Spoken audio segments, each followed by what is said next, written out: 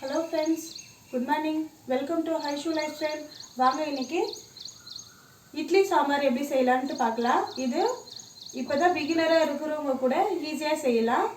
பேச்சுலர்ஸ்க்கு இது ரொம்ப யூஸ்ஃபுல்லா இருக்கும். ஏன்னா ஒரே குக்கர்லயே எல்லா பொருளையும் ஒண்ணா போட்டு ஒண்ணா வேக வச்சு தாளிப்பு போடுறதால மட்டும் தான் ஈஸியாவும் இருக்கும், டேஸ்டாவும் இருக்கும். வாங்க தேவையான பொருள் பார்க்கலாம். பருப்பு எடுத்துர்க்கேன். 1 கப் வந்து தோரம் பருப்பும் 1 கப் வந்து பாசி பருப்பு எடுத்து நைட்டே ஊற வச்சிருக்கேன். 3 கத்திரிக்காய் கட் பண்ணி வச்சிருக்கேன். இது கூட போட 1 வெங்காயம் கட் பண்ணியிருக்கேன். 1 தக்காளி கட் பண்ணியிருக்கேன். இது பெரிய சைஸ் தான். சின்ன சைஸாக இருந்தாக்கா 2 தக்காளி 2 வெங்காயம் எடுத்துக்கோங்க, கரெக்டாக இருக்கும். 1 பூண்டு உரிச்சு வச்சுருக்கேன். 3 பச்சை மிளகாய் எடுத்திருக்கேன். கருவேப்பிலை எடுத்திருக்கேன். புளி எடுத்திருக்கேன். மிளகாத்தூள், உப்பு எடுத்திருக்கேன். ஃப்ரெண்ட்ஸ், தாளிப்புக்கு தேவையான பொருள் பார்த்துக்கலாம். கடுகு, சீரகம், உளுத்தம்பருப்பு, காஞ்ச மிளகா போதும். ஃப்ரெண்ட்ஸ், இது தாளிப்புக்கு. வாங்க ஃபர்தராக வீடியோக்குள்ளே போகலாம். நான் பருப்பு போட்டுக்கிறேன். குடிக்கிற தண்ணியில் வேக வைங்க, உப்பு தண்ணி வேண்டாம். வெங்காயம், தக்காளி, கருவேப்பிலை, பூண்டு, புளி, பச்சை மிளகா எல்லாமே இதில் ஆட் பண்ணிக்கலாம். உப்பு மட்டும் இப்போ ஆட் பண்ண வேண்டாம். மிளகாத்தூள் ஆட் பண்ணிக்கிறேன். கத்திரிக்காவும் ஆட் பண்ணிக்கிறேன்.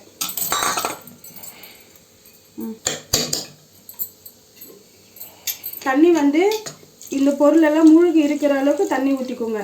இந்த தண்ணிக்குள்ளே எல்லா பொருளும் மூழ்கி தண்ணி கொஞ்சம் மேலே வரணும், அந்த அளவுக்கு தண்ணி ஊற்றிக்கோங்க. இப்போ நல்லா கலரிட்டு நம்ம மூடி போட்டு 5 விசில் விட்டுக்கலாம். 5 விசில் கரெக்டாக இருக்கும். எல்லாம் குழஞ்சி கரெக்டான ஸ்டேஜுக்கு வரும். 5 விசில் விட்டுக்கலாம். உப்பு மட்டும் இதில் ஆட் பண்ணாதீங்க. உப்பு வந்து பருப்பு கடையும் போது ஆட் பண்ணிக்கலாம். உப்பு போட்டால் சரியாக வேகாது, அதனால் உப்பு போட வேண்டாம்.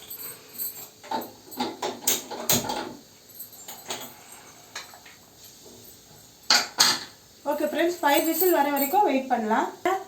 பாசிப்பருப்பு துவரம்பருப்பு 2 கலந்து தான் போடணும்னு இல்லை.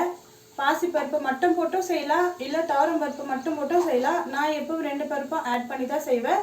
உங்களுக்கு எந்த பருப்பு பிடிச்சிருக்கோ அது பிரகாரம் நீங்கள் செஞ்சுக்கோங்க. பாருங்க, பருப்பு, தக்காளி, வெங்காயம், கத்திரிக்காய் எல்லாம் நல்லா வெந்து வந்திருக்கு. இப்போது இது கூட நம்ம வந்து உப்பு ஆட் பண்ணிக்கிட்டு இதை வந்து மத்து வச்சு கடைய ஆரம்பிக்கலாம்.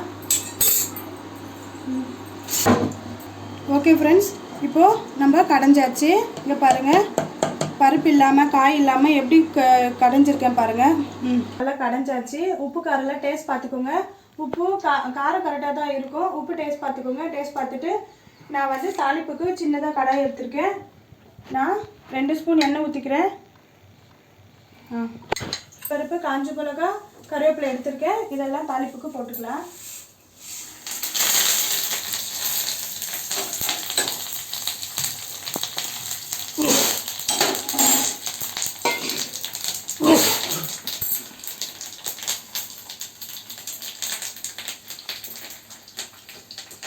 பெருங்காயம் ஆட் பண்ணிக்கிறேன்.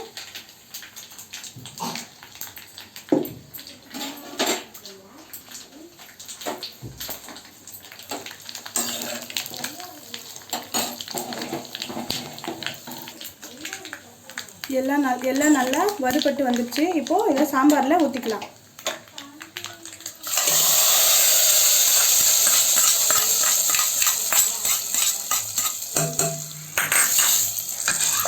நல்லா மிக்ஸ் பண்ணிக்கலாம். இங்கே பாருங்கள், இட்லி சாம்பார் ரெடி ஆயிடுச்சு. நீங்களும் இந்த சாம்பாரை உங்கள் வீட்டில் ட்ரை பண்ணி பாருங்கள். இந்த சாம்பார் என்னோட மாமியார் எனக்கு சொல்லி கொடுத்த டிஷ். இது எப்படி இருக்குன்னு வீட்டில் செஞ்சு பார்த்துட்டு கமெண்ட்ஸ் பண்ணு. வாங்க ஃப்ரெண்ட்ஸ், எங்கள் வீட்டு மார்னிங் டிஃபன் என்னன்னு பார்க்கலாம்.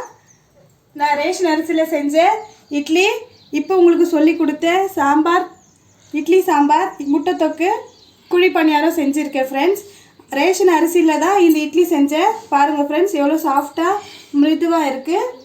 இந்த ஒரு மாவு வச்சு நான் வந்து இட்லி, தோசை, ஆப்பம், பணியாரம் 4 டிஷ்ஷும் எப்படி செய்கிறதுன்னு நாளைக்கு நான் உங்களுக்கு வீடியோஸ் நீங்களும் உங்கள் வீட்டில் செஞ்சு பாருங்கள். டேஸ்ட் எப்படி இருக்குன்னு எனக்கு கமெண்ட்ஸில் சொல்லுங்கள். என்னோட சேனல் உங்களுக்கு பிடிச்சிருந்ததுன்னா லைக் பண்ணுங்கள், ஷேர் பண்ணுங்கள், ப்ளீஸ் சப்ஸ்கிரைப் பண்ணுங்கள் ஃப்ரெண்ட்ஸ். ஓகே, நாளைக்கு பார்க்கலாம். பாய்.